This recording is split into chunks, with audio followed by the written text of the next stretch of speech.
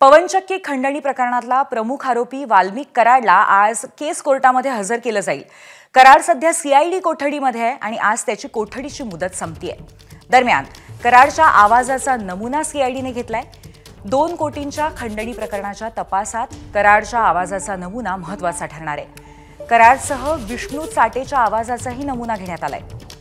दरम्यान हत्या प्रकरणाच्या तपासासाठी नेमण्यात आलेल्या एसआयटीवरती मस्साजोग ग्रामस्थांनी आक्षेप घेतला होता आणि त्याची दखल घेत 1 जानेवारीला नेमलेली एसआयटी रद्द करण्यात आली आहे। त्याऐवजी 7 जणांची एसआयटी स्थापन करण्यात आली आहे। पोलीस उपमहानिरीक्षक बसवराज तेली हेच नव्या एसआयटीचेही प्रमुख असतील। दुसरीकडे धनंजय देशमुखांनी काल रात्री सीआयडी अधिकाऱ्यांची केसमध्ये भेट घेतली। यावेळी तपास अधिकाऱ्यांनी देशमुख कुटुंबियांशी हत्या प्रकरणी चर्चा केली, तसंच तपासाची माहितीही दिली। मात्र मिळालेल्या माहितीवरती देशमुख कुटुंबीय तितकेसे समाधानी नसल्याचं अजूनही सांगण्यात येत आहे। आज दुपारी एसआयटी प्रमुख डॉक्टर बसवराज तेली 3 वाजता पुन्हा एकदा देशमुख कुटुंबियांना भेटून तपशीलवार माहिती देणार आहेत। या संपूर्ण गोष्टीचा आपण आढावा आपल्या प्रतिनिधींकडून घेऊया। कृष्णा केंडे आपल्या सोबत आहेत। कृष्णा, आज महत्त्वाची गोष्ट म्हणजे वाल्मिक कराड यांना केस कोर्टामध्ये हजर करण्यात येणार आहे आणि पुढची सुनावणी होईल, तर या संदर्भामध्ये कुठल्या सुनावणीची अपेक्षा आहे? आज सकाळी 11 वाजता किंवा दुपारी 2 नंतर वाल्मिक कराडला केसच्या न्यायालयामध्ये हजर केलं जाईल आणि पुढे आता जी तपासणी केली जाईल त्यामध्ये सीआयडी कडनं कस्टडी मागितली जाईल की नाही याकडे आपलं लक्ष असेल।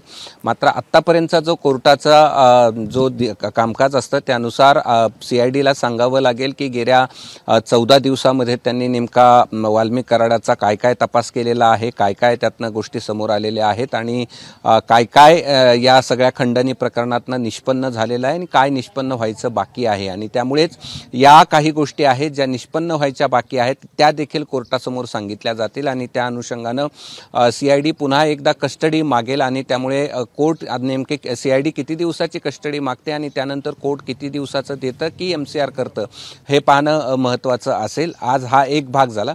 दुसरीकडे जी नवीन एसआयटी स्थापन केलेली आहे त्याची माहिती या ठिकाणी देशमुख कुटुंबियांना देण्यात आलेली आहे।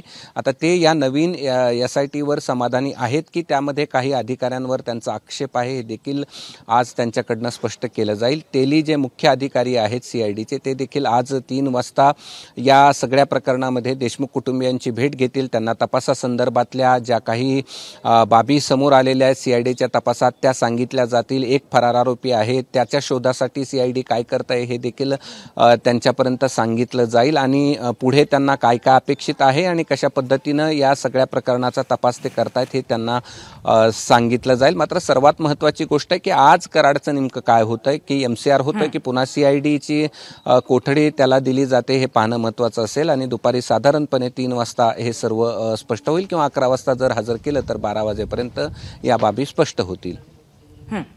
पूर्वी धन्यवाद कृष्णा आपण दिलेल्या माहितीबद्दल। तर आज न्यायालयामध्ये पुढील कोठडीबद्दल निर्णय होईल।